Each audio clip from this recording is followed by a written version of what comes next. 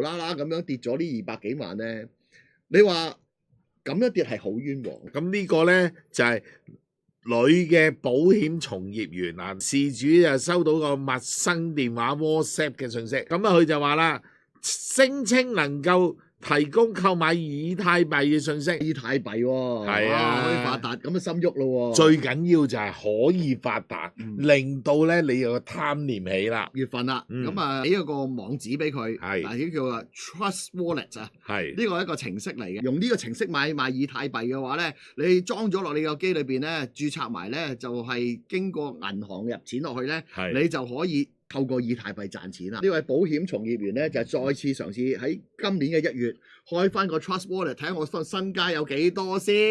即時發現唔能夠提現啊！帳面話俾你聽點賺，其實咁樣係冇用嘅。你可以攞到錢先有用噶嘛。因為好多時咧呢啲咁嘅不良嘅網站咧，就係用攞錢嘅難度嚟卡住你，令你攞唔到。你係睇到，但係攞唔到。但係當然啦，實際上睇到嘅係咪真係代表你有咁嘅錢咧？其實唔係嘅。保險嘅從業員咧就係嘗試 Wallet 係當日咧阿黃強東介紹我嘅喎，我試下揾翻，住揾唔到。